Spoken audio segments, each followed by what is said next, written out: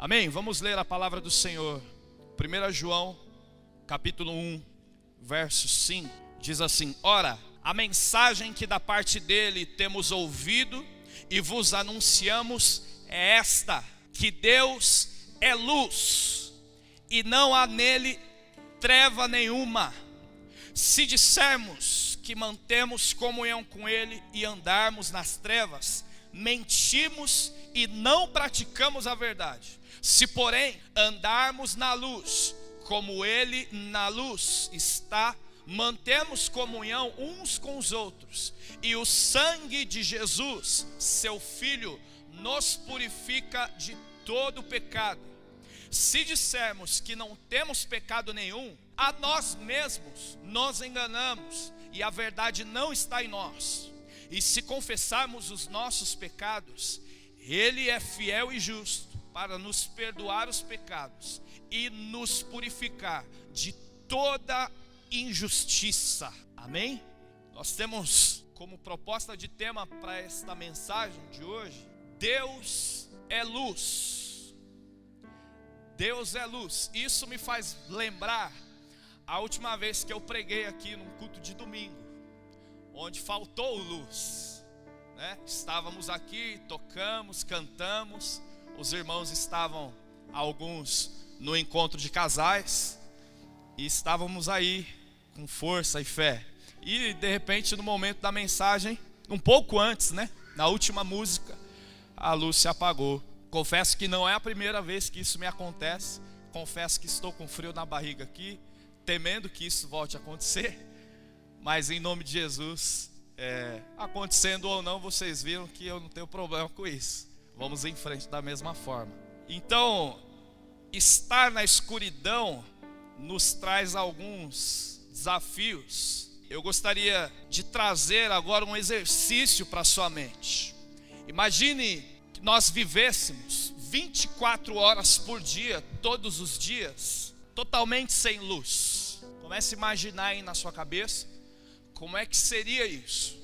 Se acordar de manhã, aí você abre a porta da sua casa, não tem o sol, não tem lá a iluminação solar que nos faz perceber uma manhã maravilhosa. Nós não temos, quando ligarmos o celular, aquela telinha brilhando os nossos olhos. Imagine que você aperta o interruptor lá da sua casa e a luz não acende. Você abre a porta da geladeira e aquela luz que ilumina ali os alimentos, ela não se acende. Nada que projeta luz existe. Imagine isso na sua cabeça: um mundo sem luz, sem iluminação alguma, totalmente na escuridão, totalmente nas trevas. A gente pode fazer esse exercício fazendo isso aqui, ó. Junta uma mão com a outra, deixando um espaço no meio das suas mãos, tapando todas as brechas. Faça isso aí, pode fazer. Põe a sua Bíblia aí no colo, põe o celular aí do lado. Faça uma conchinha aí na sua mão, tapando toda a iluminação que puder, e encoste os olhos entre os dois dedões. Perceba que mesmo neste ambiente aqui iluminado, você percebe que não há nenhuma luz ali, se você tapar tudo, totalmente escuro. Imagine que isso aí que você está vendo dentro das suas mãos fosse o mundo em que nós vivêssemos, totalmente sem luz, totalmente nas trevas.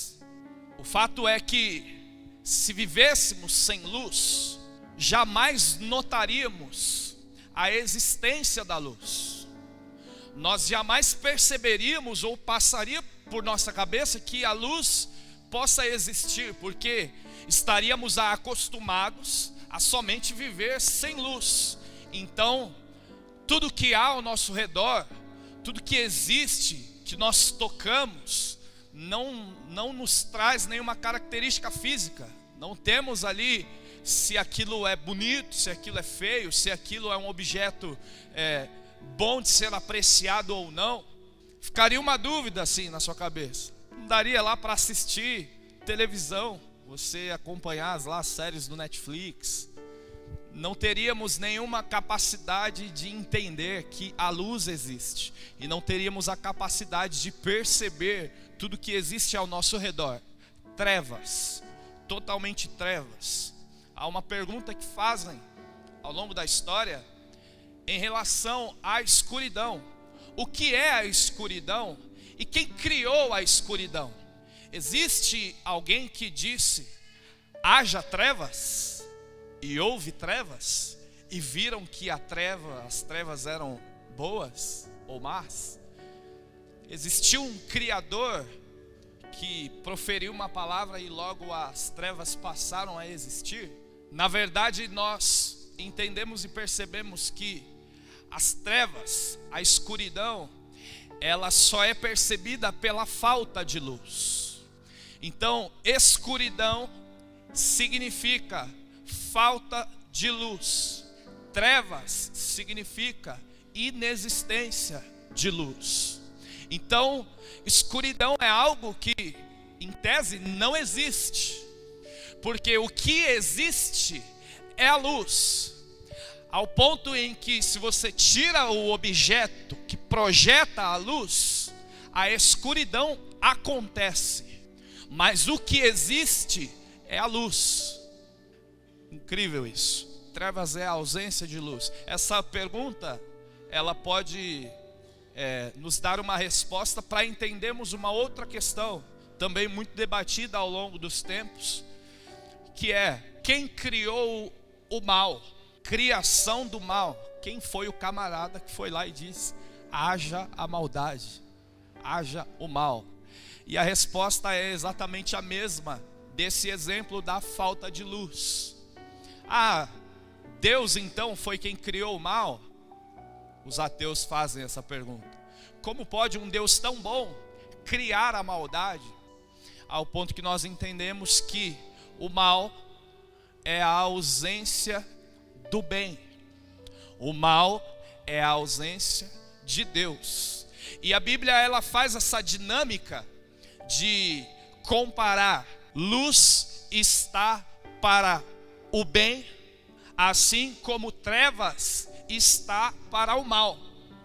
Em diversos textos da Bíblia, nós percebemos que quando a Bíblia trata sobre o assunto trevas, escuridão, andar nas trevas, está se referindo ao mal. E quando a Bíblia se refere à luz, está se referindo ao bem, a Deus, a Jesus. Inclusive, Jesus disse que Ele é a luz deste mundo. João disse lá no capítulo 1 que Jesus é a luz que dá vida aos homens. Então essa dinâmica de luz igual a bem e trevas igual ao mal acontece diversas vezes na Bíblia. Então nós entendemos que ao ponto em que eu retiro o objeto de luz, o objeto que projeta a luz, eu logo tenho o mal. Então quando alguém te perguntar: meu irmão, quem criou o mal? Não existe uma resposta para quem criou o mal. A resposta que existe é: o mal é a ausência de Deus. Basta você retirar Deus de algum lugar e passará a existir ali trevas, passará a existir ali a maldade. Basta você retirar Deus do seu relacionamento, basta você retirar Deus do seu ambiente familiar, basta você retirar Deus do seu trabalho, que não há outra alternativa a não ser existir ali o que sobra quando não existe a presença de Deus. Amém ou não amém? Está entendendo até aí? Parece ser meio complexo, mas acaba sendo muito simples. A Bíblia diz lá em Gênesis 1, por exemplo, que a primeira coisa que Deus cria a partir da sua palavra, a partir do verbo, é o haja luz. E Deus viu posteriormente que a luz era boa. Então, esse mundo que você imaginou, ele existiu. Esse mundo que você viu aí nas palmas de suas mãos, totalmente em trevas, ele existiu. E bastou uma palavra da Trindade, bastou uma palavra para que o bem pudesse cobrir toda a treva, para que o bem pudesse cobrir toda a maldade. Nesse texto que nós estamos lendo aí, e lemos, o verso 5, ele já nos diz que Deus é luz. Poucas vezes a Bíblia vai trazer esta indicação do que Deus é. Por exemplo, lá no capítulo 4, no versículo 8 desse texto de 1 João, a Bíblia vai nos dizer que Deus é amor. Poucas vezes você vai ver na Bíblia, Deus é isso, Deus é aquilo. Então, uma das coisas em que a Bíblia nos revela que Deus é luz. E é impossível existir em Deus o que?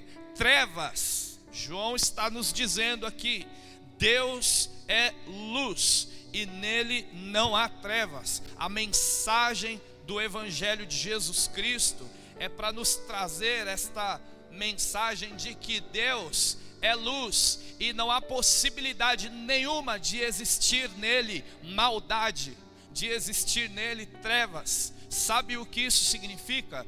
Que Deus é santo. Santidade significa ser separado. No caso de Deus, a santidade de Deus significa só que não existe nenhuma brecha, nenhuma possibilidade de existir maldade, de existir pecado, e de que Deus se misture ou se relacione com o que é trevas, com o que é pecado. Deus é santo porque não existe possibilidade nenhuma de ele se envolver com o pecado. Por isso, quando lá em Gênesis, no capítulo 3, acontece a queda do homem, o homem é expulso do jardim, porque existia uma relação entre Deus e o homem, uma relação diária. Então, quando acontece a queda, o homem se separa da presença de Deus, porque Deus é santo. Não tem como Deus se relacionar agora com uma raça, com uma criação que está cheia e repleta de pecados. Não tem como. O verso 5, João nos diz que a mensagem anunciada ao mundo a respeito do Evangelho, a boa notícia que pregamos, está relacionada a um Deus que é santo, a um Deus que é luz, e não há nada que o comprometa em relação ao pecado. Ou seja, nele não há trevas alguma, porque ele é totalmente luz. No verso 6, ele diz assim: se dissermos que mantemos comunhão com ele e andarmos nas trevas, mentimos e não praticamos a verdade. João nos dá aqui uma verdade lógica, de que se Deus é luz e estando em trevas nós dissermos que estamos em comunhão com ele, somos mentirosos, porque nós sabemos que vivíamos em comunhão com Deus e apenas isso aconteceu antes da queda, mas depois da queda nós nos separamos de Deus. Então, eu chegar aqui para você e dizer: irmãos, nós estamos em comunhão com Deus, estamos em comunhão com Deus, mentira, porque estávamos em comunhão com Deus, mas como o pecado entrou na humanidade, nós não temos mais essa comunhão com Deus. Não se assuste que já já eu te dou uma notícia que mudou toda essa história, tá? Então, o que João está dizendo aqui, olha, se você disser que mantém comunhão com Deus, andando em trevas, você é um mentiroso. Porque a lógica de Deus é santo, e ele é luz, e não há nele trevas. Se você disser que está nas trevas e tem comunhão com Deus, é lógico que isso é uma mentira. Não existe essa possibilidade. E isso nos faz entender algo que é bem misterioso, assim, de que nós temos uma ideia comum muitas vezes, de que todo mundo é filho de Deus. Às vezes a gente olha para as pessoas e diz assim: olha lá, aquele filho de Deus. Mas a Bíblia nos revela que Deus tem um filho, e esse filho é chamado de unigênito. João 3,16 diz que Deus amou o mundo de tal maneira que nos deu o seu único filho, e assim todo aquele que nele crê não perece, mas tem vida eterna. Então, nessa condição de trevas, nessa condição de pecado, e na condição de que nós somos criatura de Deus, nós não somos filho de Deus, assim como o filho dele é. Jesus, o unigênito do Pai, o único filho do Pai. Há uma diferença entre ser gerado por Deus e ser criado por Deus. Há uma diferença, inclusive, daquilo que eu gero a partir de mim e daquilo que eu crio a partir de mim. Vou ilustrar aqui. Imagine que você é um artista plástico e você resolve desenhar lá numa tela a figura de uma pessoa. E por mais habilidoso que você seja, por mais talentoso que você seja, você vai desenhar lá uma pessoa, mas aquilo não será uma pessoa. Aquilo que você cria não é o mesmo que você é. Mas ao passo que você, homem, se casa com uma mulher e a sua mulher engravida e ela tem um filho, aquilo é gerado de você. Então ela é exatamente como você é, tem o seu DNA. Aquilo que é gerado de mim é o que eu sou. Aquilo que eu crio, por mais que se pareça com aquilo que eu sou, não é aquilo que eu sou. Jesus Cristo é o Filho de Deus, gerado e não criado. Deus não criou Jesus, Deus gerou Jesus, porque nós acreditamos que Jesus Cristo é Deus, porque Jesus Cristo é gerado a partir daquilo que Deus é. Jesus Cristo é Deus, porque Ele é gerado de Deus. Você é Deus? Sim ou não? Sim ou não? Não somos deuses. Nós somos raça humana, somos criatura de Deus. Romanos 8, 28 nos traz uma notícia muito interessante. Eu gostaria que você abrisse aí comigo. Então, David, eu estou meio confuso agora. Você disse que andando em trevas nós não estamos em comunhão com Deus. Você disse que eu não estou em comunhão com Deus. Você disse que eu não sou filho de Deus, assim como Jesus é filho de Deus. Não sou filho gerado, mas sou filho criado, sou criatura. Que história é essa que me deixou agora triste? Romanos 8, verso 28, diz assim: sabemos que todas as coisas cooperam para o bem daqueles que amam a Deus, daqueles que são chamados segundo o seu propósito. Vamos aprender no verso seguinte qual é o propósito de Deus.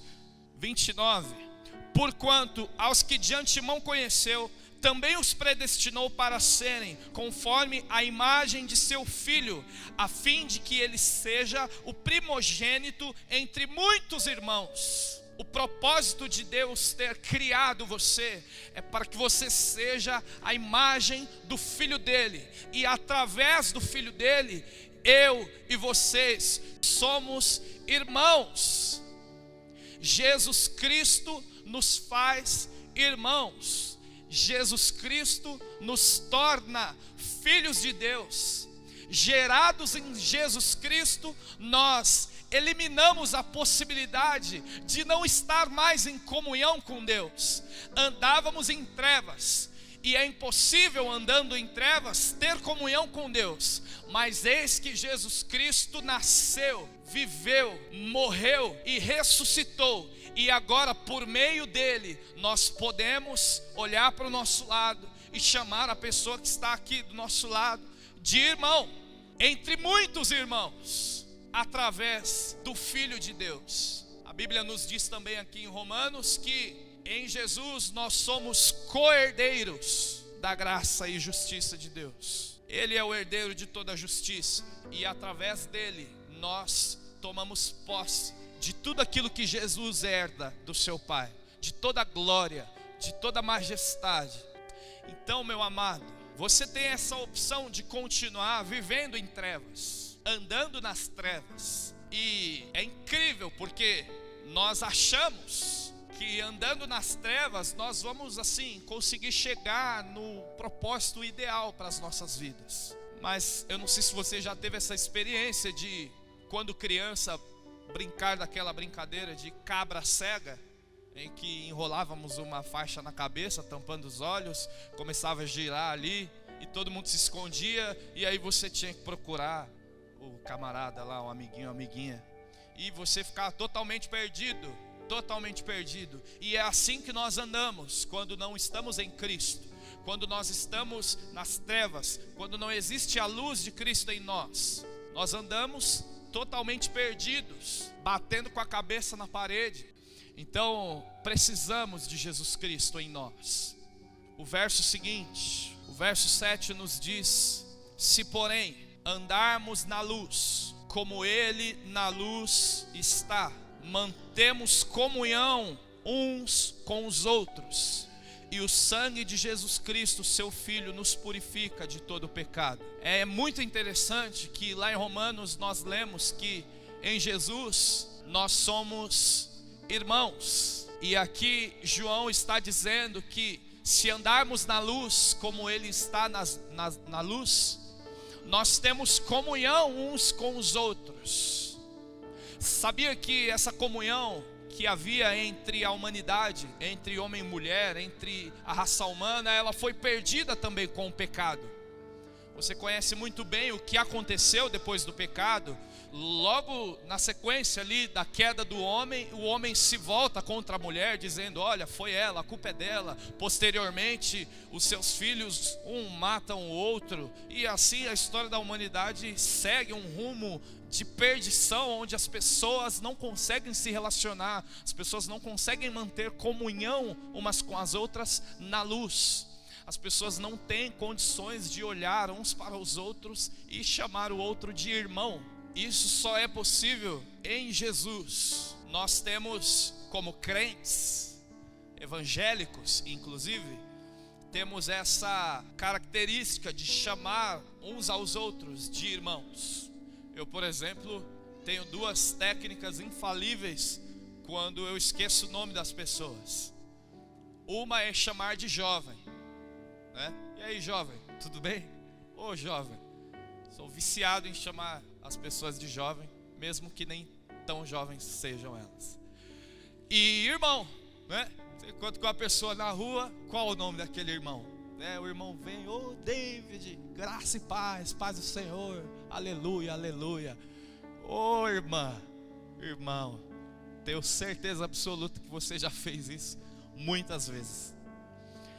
Mas o fato de chamarmos o outro de irmão quer dizer muitas coisas, e vai muito mais além do que uma nomenclatura que usamos no meio da igreja. Chamar o outro de irmão é entender que Cristo nos une. E Cristo, Ele coloca por terra todas as diferenças que existem entre as pessoas. Diferenças imensas, diferenças sociais, diferenças culturais, diferenças regionais, diferenças pessoais que temos uns com os outros. Jesus coloca tudo isso por terra, e em Jesus nós podemos chamar o outro de irmão. E não só viver como se o irmão não existisse, porque assim, nas trevas nós não conseguimos olhar para o outro e chamar de irmão, porque nós nem enxergamos o outro, nós passamos por cima do outro. Jesus Cristo tem esse potencial de colocar em nós a capacidade de olhar para o outro e enxergar o outro e chamar o outro de irmão e viver em comunhão com o irmão.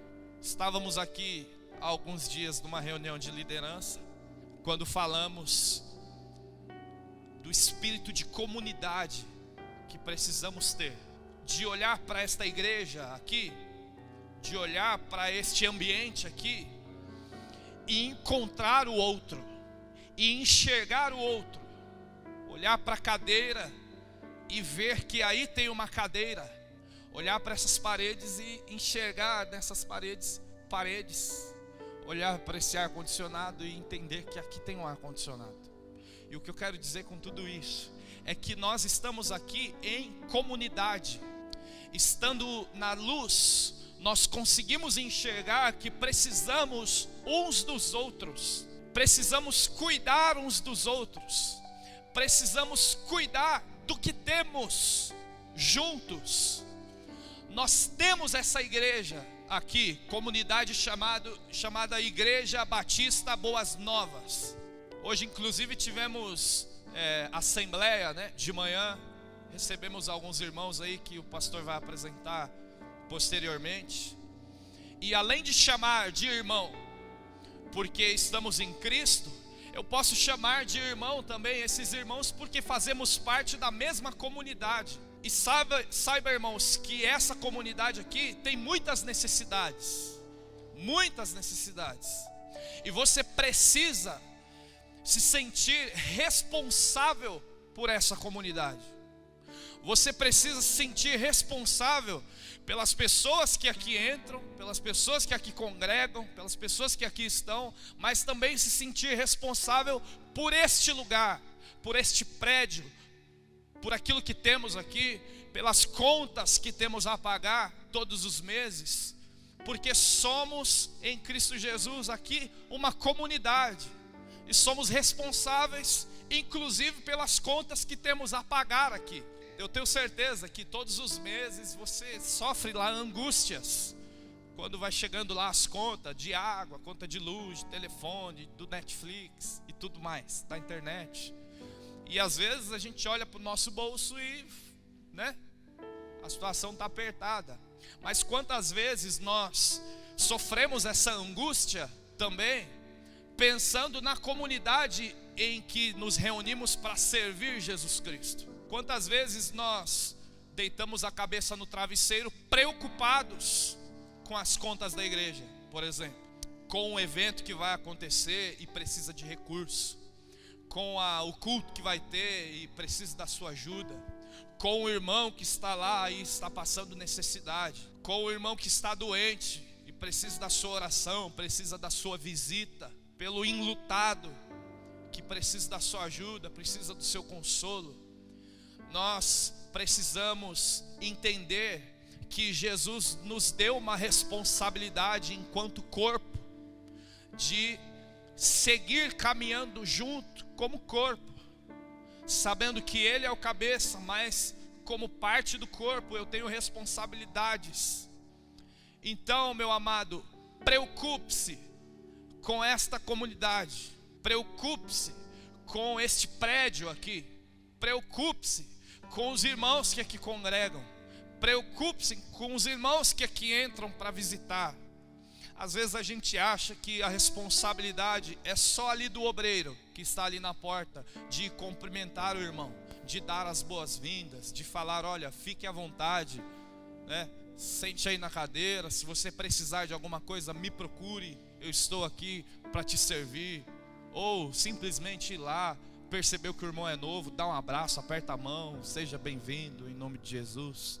Nós somos uma comunidade e precisamos aprender a agir como comunidade, eliminar as trevas que nos separam do amor de Cristo e que nos faz muitas vezes andar como não se fôssemos comunidade. A primeira pessoa que recebeu esta mensagem aqui, que estamos falando hoje, fui eu. Talvez você esteja aí agora pensando: David, mas você também, não sei o que, né? Mas antes de levantar aqui os meus pés e pisar aqui os meus pés para falar com a igreja, eu dobrei os meus joelhos e Jesus Cristo falou comigo e despertou em mim, tem despertado em mim essa responsabilidade, este sentimento e ação de cuidar daquilo que Deus nos deu para administrar. Não só porque sou líder de um ministério ou tenho alguma certa influência com algum jovem ou outro, mas como membro, como pessoa que senta nessa cadeira aí, muitas vezes eu tenho responsabilidades aqui dentro e eu preciso entender isso. Amém, irmão? Você tem todos os domingos, por exemplo, a oportunidade de ofertar, de dizimar aqui. E muitas vezes nós fazemos isso pensando somente em nós mesmos, pensando em Deus nos abençoar, em Deus abrir as janelas dos céus, abrir as portas. É claro que Ele vai fazer isso, se Ele quiser. Mas quantas vezes nós depositamos aqui um valor pensando: olha, Que bênção que eu posso contribuir com este lugar para ajudar a pagar as contas. Que bênção que eu posso contribuir com a vida do Du e da Carol, que estão no campo missionário. Que bênção que eu posso contribuir para que esse lugar tenha cadeiras, para que esse lugar tenha porta, para que esse lugar tenha banheiro, para que tenha papel no banheiro, para que tenha água na torneira. Que bênção que eu posso contribuir do meu dinheiro, do meu sustento na comunidade Igreja Batista Boas Novas. Quantas vezes nós temos esse sentimento ao trazer aqui uma oferta, mas muitas vezes pelo contrário, temos somente aquele sentimento egoísta de ofertar, dizimar para que Deus me abençoe. Mas saiba que você tem essa responsabilidade de ofertar e dizimar aqui, e que isso precisa ser um prazer para você. Você precisa estar sentado aí agora pensando: olha, eu faço parte disso aqui, inclusive eu tenho que cuidar disso aqui, inclusive eu não posso colar chiclete embaixo do banco, eu não posso arrancar o couro da cadeira, eu preciso ser zeloso com isso aqui, porque isso aqui também é meu, faz parte disso tudo aqui. Meu não no sentido egoísta de que isso aqui é meu e bater no peito, mas de que eu faço parte disso. Quando a luz está sobre nós, nós encaramos tudo isso com muita seriedade, tudo isso com muita responsabilidade, e precisamos aprender a viver como uma comunidade que caminha em direção a um propósito, que caminha sobre a direção da luz de Jesus Cristo. Amém, irmãos? Que Deus tenha falado no nosso coração neste trecho desta nossa mensagem. Então, meus irmãos, a solução para não viver uma realidade mentirosa, escuras, em trevas, é atender ao chamado de Deus para sermos herdeiros com Cristo. E assim sendo, passamos a nos chamar de irmãos, temos comunhão uns com os outros, através do sangue de Jesus que nos purifica de todo pecado. No verso 8, se dissermos que não temos pecado nenhum, a nós mesmos nos enganamos e a verdade não está em nós. Algo que precisamos entender é que a condição da humanidade, desde lá da queda, é andar em trevas. E há uma diferença entre estar em pecado e cometer pecados. Porque o verso 8 diz aqui: se dissermos que não temos pecado, a nós mesmos nos enganamos e a verdade não está em nós. Então, amados, mesmo andando sobre a luz de Jesus Cristo, existem marcas do pecado sobre as nossas vidas. Às vezes há uma expectativa em nós de que, ao reconhecer Jesus Cristo como nosso Salvador, de que a partir de agora nunca mais vamos pecar. Agora é santidade pura, eu também sou totalmente separado do pecado, não vou cometer mais erros. Tolice sua também quando você vê uma pessoa, um ministro, um pastor, alguém que você tem como referência, e aí você percebe erros nessa pessoa e a julga, mas dizendo assim: mas como pode essa pessoa cometer pecados, sendo ela ali tão pura, santa e etc. Saiba, meu irmão, que todos nós temos falhas, todos nós andamos todos os dias, sobre as marcas do pecado que ficaram em nós desde a queda. Há uma diferença de estar no pecado e de pecar. Há uma diferença de pecado e pecados. Do que Jesus nos libertou, da condenação do pecado. Quando pecamos, Deus havia dito: se comer do fruto, certamente morrerá. E o destino ali seria a morte eterna. Mas no mesmo instante, Deus nos dá uma promessa de que haveria alguém que viria para pisar na cabeça da serpente. E esse alguém, você sabe muito bem, é Jesus. Então, o escape da morte foi nos dado através de Jesus. Mas entenda que diariamente nós precisamos tomar a nossa cruz e seguir Jesus. Seguir Jesus na direção dele. Seguir Jesus debaixo da luz de Cristo. Sabendo que vamos errar, vamos falhar, vamos tropeçar algumas vezes, vamos cometer desvios. Mas saber disso não nos dá a justificativa de sair por aí cometendo erros, de sair por aí fazendo o que eu bem quiser da minha vida. Saber que ainda pecaremos não nos dá a autoridade de sair por aí fazendo o que der na telha. A Bíblia diz que não há um justo sequer. Abra em Romanos 3, no capítulo 9. E nós vamos ver Paulo dizendo isso, de que todos nós somos pecadores. Não há um justo sequer sobre a face da terra. Romanos capítulo 3, verso 9. Esse texto, Paulo está fazendo uma referência a um texto do Antigo Testamento.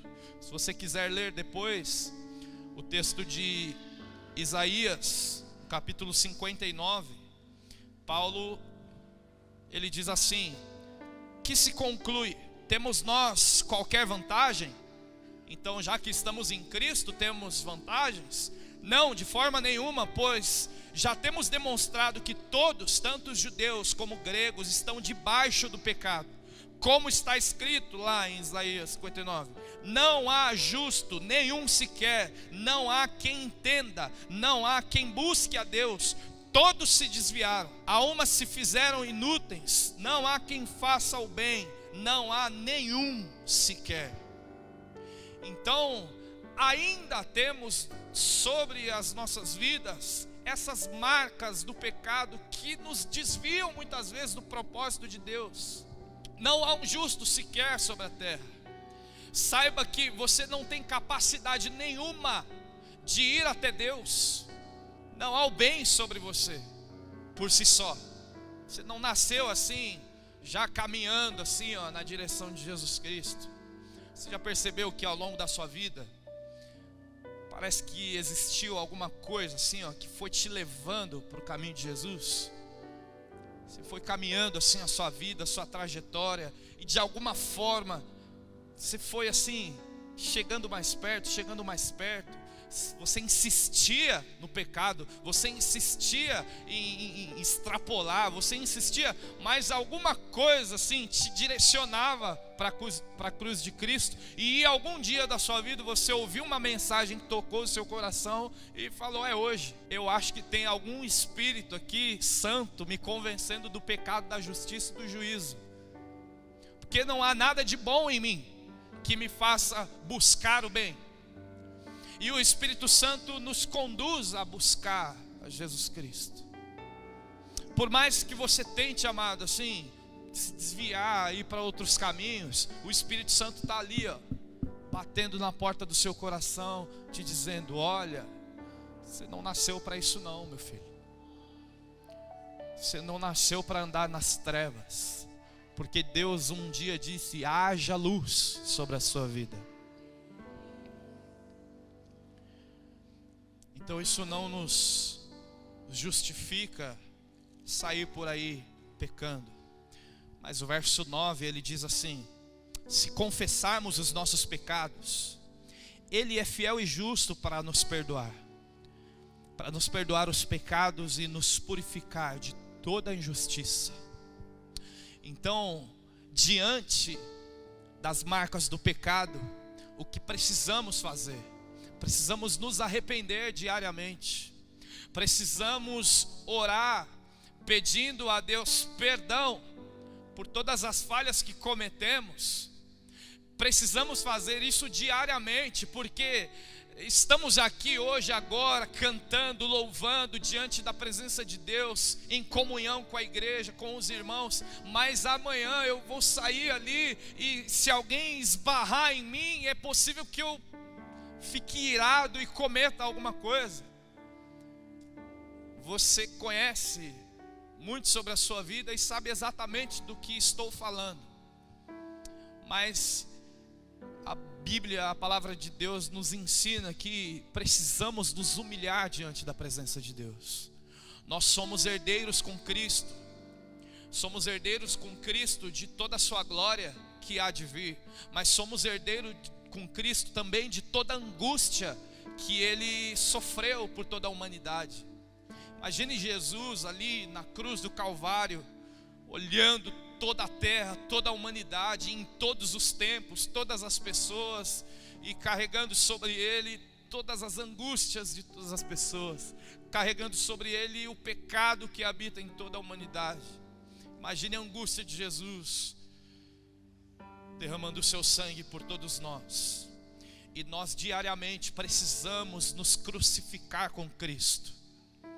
E vamos sim, amados, sentir essas angústias também diariamente, como o apóstolo Paulo diz: o bem que eu quero eu não faço, mas o mal que eu não quero, esse sim eu faço. Diariamente isso acontece nas nossas vidas, mas o que precisamos fazer é nos dobrar diante da presença de Deus e confessar a Ele: Pai, o bem que eu quero eu não faço, mas eu queria tanto fazer esse bem. E esse mal que eu rejeito, que eu me enojo, que eu quero excluir da minha vida, eu não consigo tirar, e muitas vezes esse mal ele me aflige. Eu preciso confessar isso a Jesus. Amém, igreja? Precisamos andar na luz de Cristo. E o mais interessante aqui, para concluirmos, que quando nos deparamos com a luz nos revela quem nós somos. As pessoas não conseguem ver quem somos, de fato. Quando iniciamos o culto aqui, eu disse que Jesus nos quer ali na intimidade do nosso quarto, ali trancado, porque Ele enxerga o que há dentro de nós. E sabe que quando nós nos deparamos com a luz de Jesus Cristo, aquilo que há em nós é revelado. E isso dói para a gente, isso nos machuca. E mais, quando eu estou diante da luz, eu consigo olhar para dentro de mim e ver quem eu sou. E eu vejo também a Deus. E eu percebo que há uma distância, sim, imensa entre quem eu sou e quem Deus é. Porque eu percebo que Deus é luz, que Deus é santo, e Ele não se mistura com o pecado. E quando eu olho para dentro de mim e vejo alguém assim, pobre, cego e nu, eu me sinto envergonhado. E às vezes eu até digo assim: se afasta de mim, Senhor, porque eu sou pecador. Alguns homens na Bíblia passaram por isso. Adão, lá em Gênesis no capítulo 3, no verso 8, diz assim: quando ouviram a voz do Senhor Deus, que andava no jardim pela viração do dia, esconderam-se da presença do Senhor Deus, o homem e a sua mulher, por entre as árvores do jardim. E chamou o Senhor Deus ao homem, e ele lhe perguntou: onde estás? E olha a resposta de Adão: ouvi a tua voz no jardim, e porque eu estava nu, tive medo e me escondi. Então, diante da luz de Jesus Cristo, diante da luz de Deus, nós nos envergonhamos e nós saímos correndo e vamos nos esconder, porque percebemos que Ele é santo e nós somos pecadores. Isso também aconteceu com Moisés, lá no capítulo 3, no verso 5, você conhece essa história, de que Moisés estava lá no deserto e aí começou a pegar fogo, um matinho. Êxodo 3, verso 5 diz assim: Deus continuou: não te chegues para cá, tira as sandálias dos teus pés, porque o lugar que estás é terra santa. Disse mais: eu sou o Deus de teu pai, o Deus de Abraão, o Deus de Isaac, o Deus de Jacó. Moisés escondeu o rosto, porque temeu olhar para Deus. Diante da presença de Deus, diante da luz de Deus, nós sentimos vergonha de quem nós somos. Isso aconteceu também com Isaías, lá no capítulo 6. Isaías estava no templo, estava lá orando, estava buscando a Deus, e ali acontece a manifestação da presença de Deus. E aquilo toma o templo, e ele tem uma visão, E aí a luz de Deus acontece naquele lugar, e ele diz assim: então disse eu, ai de mim, estou perdido, porque sou homem de lábios impuros, habito no meio de um povo de impuros lábios, e os meus olhos viram o Rei, o Senhor dos exércitos. Isaías, diante da presença de Deus, reconheceu quem ele era. Isso acontece também lá em Lucas, no capítulo 23, com aquele ladrão que estava sendo crucificado ali ao lado de Jesus. Capítulo 23, no verso 40, diz assim: respondendo-lhe, porém, o outro repreendeu-o, dizendo: nem ao menos temes a Deus. Olha que interessante, aquele ladrão olha para Jesus e o reconhece como Deus. Não ao menos temes a Deus, estando sobre igual sentença? Nós, na verdade, com justiça, porque recebemos o castigo que os nossos atos merecem, mas este nenhum mal fez. Aquele ladrão olha para Jesus, encontra Deus ali, ele olha para ele mesmo e ele percebe que é justo que ele esteja ali, porque ele olha para dentro dele e percebe que estar ali é por consequência daquilo que ele cometeu, por consequência daquilo que ele é. Mas quando ele olha para Jesus, quando ele olha para Deus, ele percebe a santidade de Deus e percebe que não era para Jesus estar ali sendo condenado como foi. Isso acontece também com Pedro, lá em Lucas no capítulo 5, só voltar aí um pouco, no verso 8. Vendo isto, Simão Pedro prostrou-se aos pés de Jesus, dizendo: Senhor, retira-te de mim, porque sou pecador. Meus irmãos, diante dos exemplos desses homens que tiveram experiências com Deus, puderam presenciar a presença de Deus, tiveram a luz de Cristo sobre as suas vidas, nós precisamos diariamente fazer esse exercício de olhar para dentro de nós, enxergar quem nós somos, de olhar para Deus, enxergar quem Ele é, e ter esta reação de que nós precisamos nos dobrar diante da presença de Deus. Nós precisamos temer, ter temor a Deus, porque Ele está assim, em um grau de santidade muito distante daquilo que nós somos, mas através de Jesus. Inclusive o próprio Jesus disse: seja santo, sede santos, como eu sou santo. Através de Jesus nós podemos estar em comunhão com Deus, nós podemos estar em comunhão com Jesus e nos relacionar com Ele novamente. Faça isso, meu amado. Faça isso diariamente. A obra de Jesus na cruz nos dá a condição de andar na luz, de sofrer com Cristo as angústias que Ele sofreu, de ser herdeiro dos sofrimentos de Cristo.